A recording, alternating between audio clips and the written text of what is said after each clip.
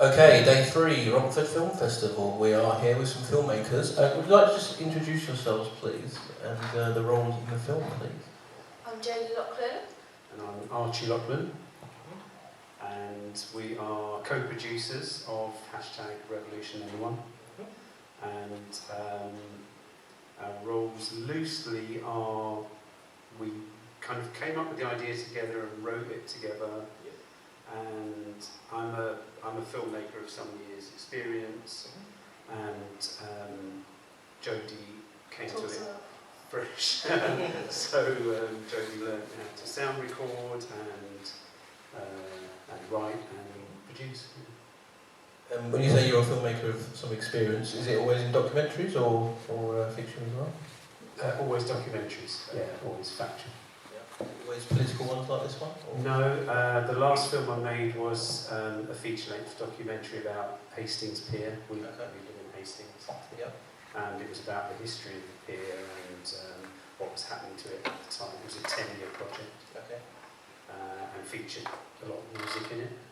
So, So this film, the hashtag, do you want to explain is there a particular reason for the hashtag? There is, yeah. So basically the RevolutionAnyone title came from, we always talk about politics, and from like Brexit onwards, things just were getting more and more stupid, and yet we still are stupid. Oh, very much so. And, so it was me really posting on Facebook and just asking, is anybody else interested in the revolution? Kind of tongue in cheek, but kind of not. Yeah. So I eventually just put a hashtag in front of it to link all the posts just try and get some kind of discussion going. Yeah, and then when we talked about making the film, we just thought, well, that's a good title. I mean, for me, I studied politics many years ago. I'm a graduate, but I've just become so uninterested in politics now in this country in particular. And I've often kind of had this thought of, I think what this country needs is some kind of overhaul. But where do you go from there? And that's kind of what your film is about, isn't it? How long have you been planning the film itself? Oh, well, that's probably 18 months in the making, is it? Yeah, probably 2 years since we had the first conversation about it. Yeah, I'm pretty sure we started talking about it on honeymoon, and then, what can we do about this? Yeah. Yeah, the same thing. Like for us, politics has got really stupid, and living in Hastings, we're 20 miles away from France. Yeah. And we look out across the channel and we look at the news that's coming out of France, and the government there wants to change the pension age, so they're out in the street burning things. Yeah. The government here can do what it wants to the population, and nobody raises a finger. Yeah. So we thought we just kept saying, what is this? What's going on? And we thought, what can we do? Well, we can make a film. Yeah. That's our skill. Yeah. So we did. Yeah. I've had that thought a couple of minutes earlier, but you sit there and think, it's just one thing after another thing, after another thing, after another thing, and no one really seems to give a shit. Everyone just accepts it. Yeah. Which is crazy, isn't it? It's like, if you say in another country, people would probably just be... But I think the point is made quite well in the film. It's interesting to see it the first time in the cinema, which is amazing. But the first time we've seen it for a good few weeks, and I think the point is made quite successfully in the film that we're just imbued with this stuff from the day we're born. Yeah. And we've got this media in this country that's owned by people from outside of the country that basically tell us what to do. And out of touch. And it works. And, so what, first question, actually, before I go to that one, the book that's featured, you have to remind me of the title, sorry. Ragged Trousers. Ragged Trousers, that's it. When did you first become aware of that, and how did you decide that you were going to link that into the film? Well, again, it's a Hastings connection. It was written literally around the corner from where we live. And I first read it about 10 years ago, between 5 and 10 years ago. And it actually did open my mind to a few thoughts, one of which was this idea that all of the industries that own the minerals that come out of the earth. It's just a ludicrous notion. You know, how can you own the gas? How can you own the water? oil and the water? Water particularly, right? And so that kind of set me thinking, and I can't remember actually, what was the first link into the Ragged Trouser Philanthropist? Well, it was written literally just behind where we live. It's quite prominent in Hastings, isn't it? So it was a really... Yeah, and we just thought, when you look at the story, the plot of and the content of the Ragged Trouser Philanthropist, it was written 120 years ago. Yeah. He started that book, and nothing has changed. Well, a few things have changed, but not much. Yeah.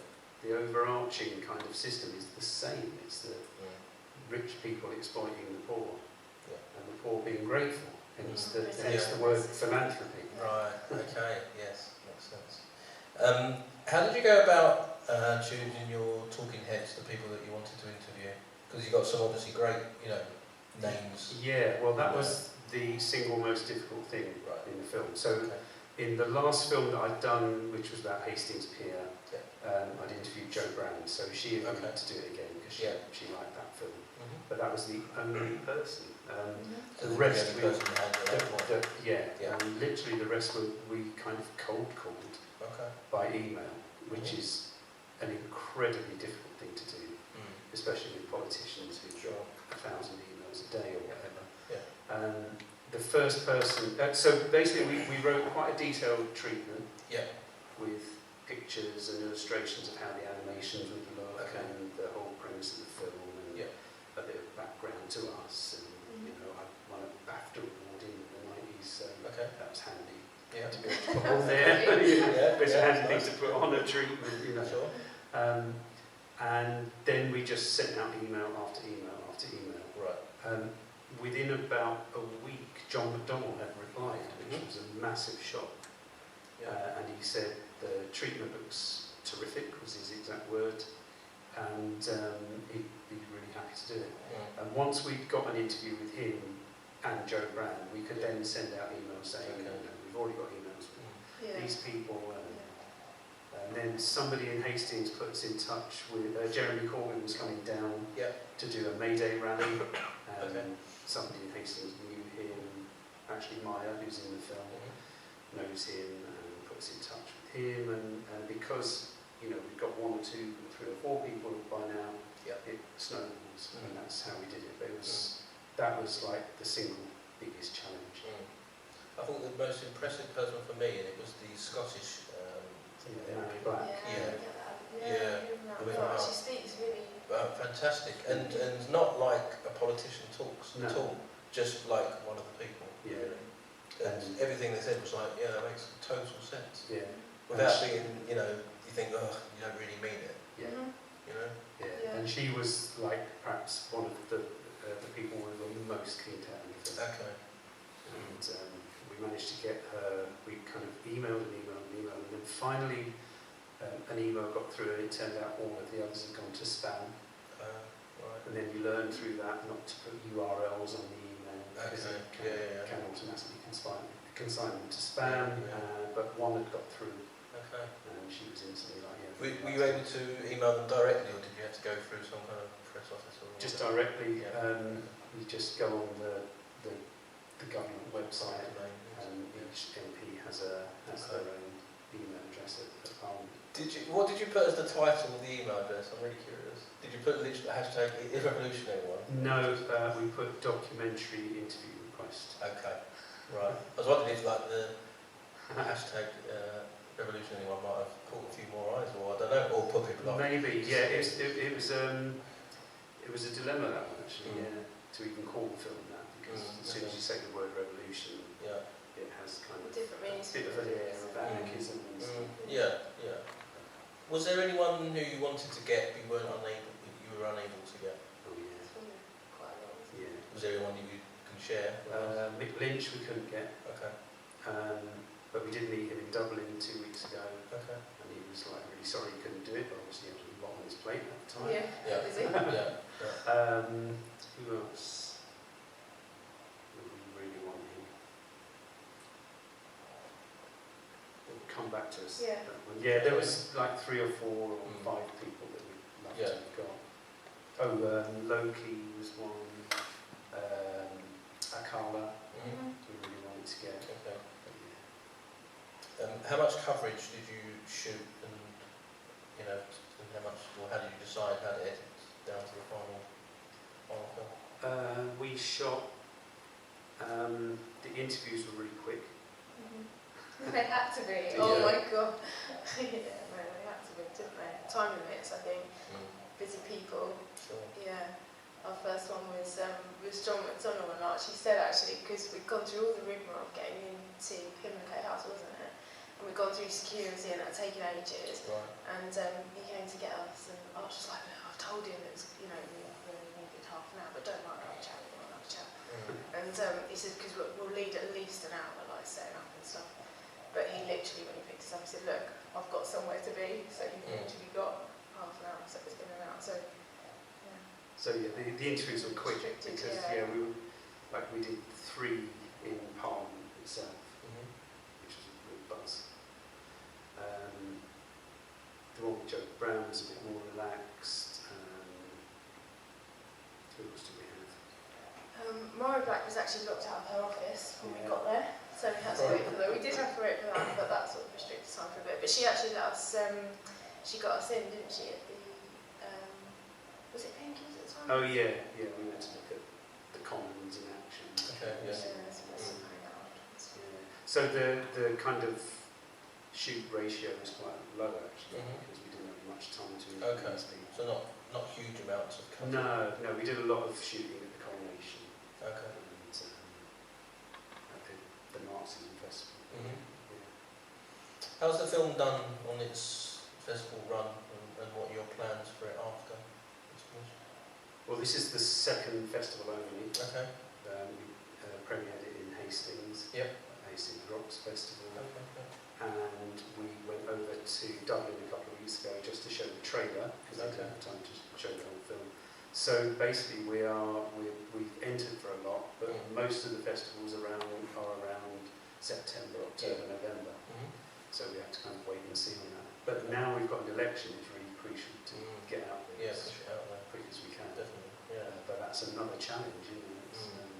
We're in touch, getting in touch with the people who are in the film, but we still, as we said then, they're getting 1,000 emails a day. Yeah. So So start that process around again. Yeah. So what's next for you guys? Are you going to do another political documentary, or what's your plans? Well, you were talking about film-wise, you were talking about short. Yeah, just we're kind of formulating ideas really. We want to go next to a kind of website for the film and all the ideas in it, and carry on making sure it's more explainers. Okay. Yeah. So we're open to sort of hooking up with people on that.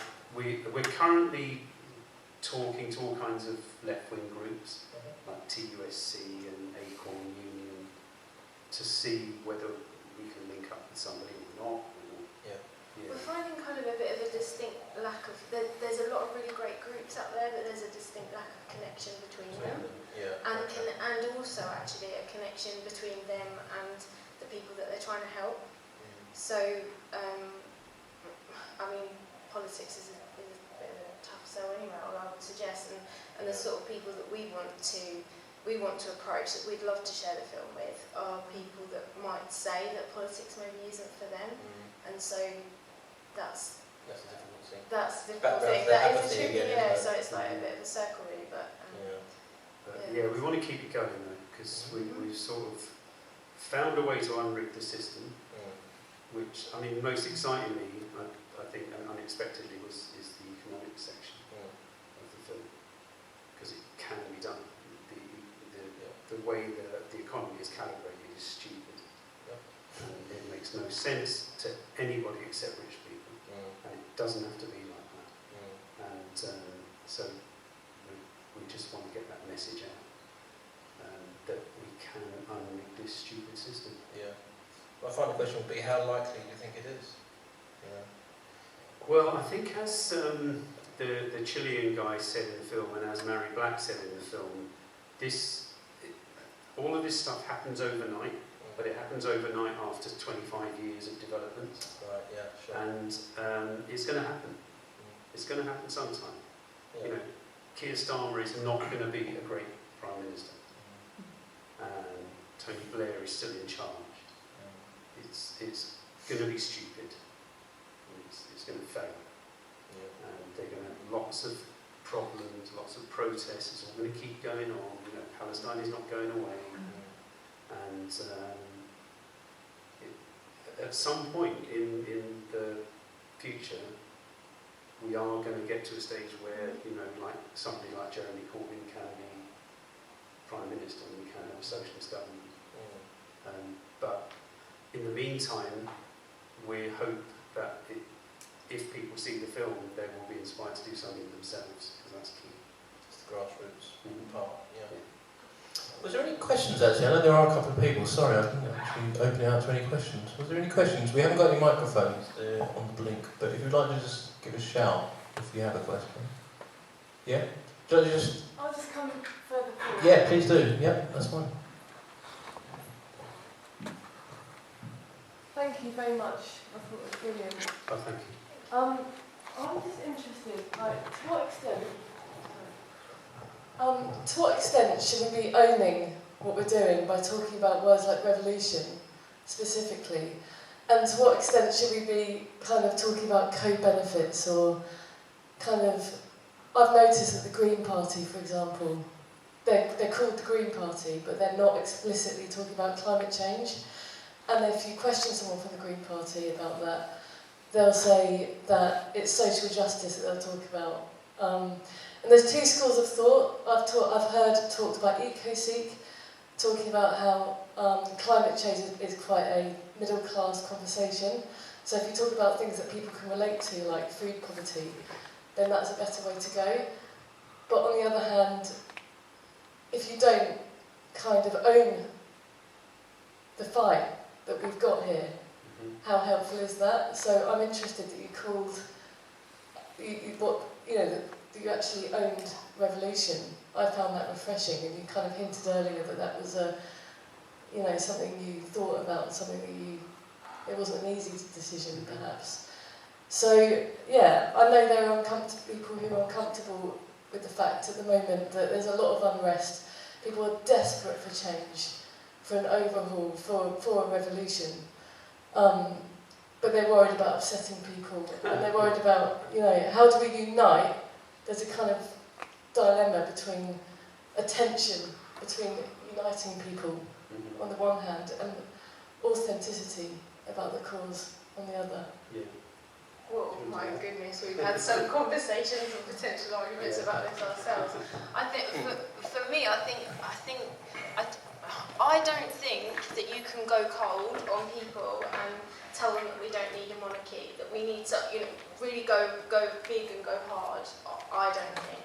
I think that until you can sort of start yourself, start in your own community, start with something, but start somewhere and start with what you've got, and build the community around you, and then start mobilising people on what the actual issues are, but not pretend that I can't pretend that I know what somebody feels like that needs to go to a food bank, for example. I don't, and so I would need to speak to them to know what they would need. But I think, personally, I think it needs to be mobilising the community first before you can go on the hard stuff. I think.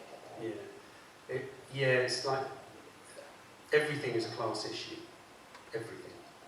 And as a kind of class, like working class people are told that they can't do anything, they have no power. And one day we will get to a stage where, like, we know individually you can't do anything, but one day we're going to understand that together, as a mass of people, we are incredibly powerful. And we've got to get to that stage. Now, that's the debates that we have. Is how do you do that? Do you start with a mass kind of boycott of paying your gas bill? is that the way it's done, or do you take all your money out of the bank or take something your like money that? out of the Yeah, bank? Or everyone turn their lights off for a day. Or Yeah. How it happens, we don't know, but that's, I think, is why we're trying to get in touch with various groups and see what we think is the best way. With the green thing, I agree with you. Again, it's kind of class-based.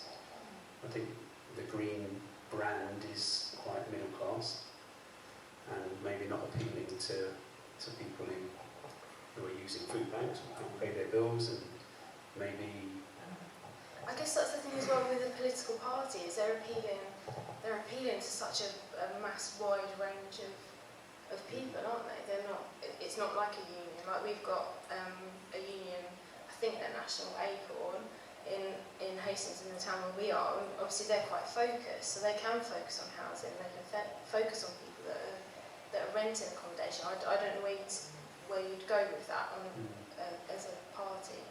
I think what's really interesting in the last 2 years is Mick Lynch, the way he has inspired so many people without even being a politician. Yeah. I mean, he's in politics, to be fair, but he just talks, and the fact that, in fact, everybody we've shown the film to talks about Mary Black instantly. Yeah. So somebody from a normal background, a working background, who is very intelligent and very kind and cares about people and communities. Yeah. I think that's what we need. So usually it requires some kind of leader, any movement. Yeah. Doesn't have to be, I guess, but so there's a kind of soup of ideas. I don't know the actual answer to the question, but yeah. Thank you for the question. Was there any others? No, okay. Sorry, can I ask one more? Yes, please do. I found that really fascinating about economics, really eye-opening, and that really excited me actually, that part of the film. And I wondered if either of them had written a book that I could get hold of, or about what they were talking about, or where I could find more information about it. Yeah. So there were two, and then Modern Monetary Theory, MMT economists. Yeah. They do a podcast called the MMT podcast. The book that we started looking at, because we didn't know anything about MMT before we started the film. And then we started doing all this research, and we thought we ought to speak about the economy, and we started looking into that. But the kind of book that everybody goes to is called The Deficit Myth by Stephanie Kelton. And it's called that because the whole idea of the deficit being this big scary thing is nonsense. When you consider that the government issues money, and that's how things get paid for. Tax doesn't pay for anything. Therefore, the deficit is something that is created the minute the government creates more money. You've got a surplus that goes out, and then you've got a deficit. And the surplus gets used to fund things and then gets collected back in tax. So the deficit is neither here nor there. In the first place, it's a kind of a false equivalence that they set up this household model to try and convince people about how the economy is run when it's not run like that. But I would definitely recommend The Deficit Myth by Stephanie Kelton and the MMT podcast. Yeah, for sure. I mean, that was really interesting, and to be honest, I thought that was probably the one part of the film that we would actually have to explain, and maybe people would question and maybe sort of think of it as some sort of conspiracy or something. Conspiracy. Yeah, but people are really interested. Yeah, totally, yeah. But actually, I think through making the film and everything that we've learned through making the film, that is the one bit that we can point to and say, if we want to change this or unrig this system, that's how you do it. Is you recalibrate the economy. And they did it after the Second World War. Everybody talks about this golden period after the Second World War, where they built loads of council houses, created the NHS, created the welfare state. Well, it was all done by government money that was created at the central bank, at the request of the government. It wasn't through taxes, because there was nobody to pay tax at that time. the second one. So it kind of proves the nonsense.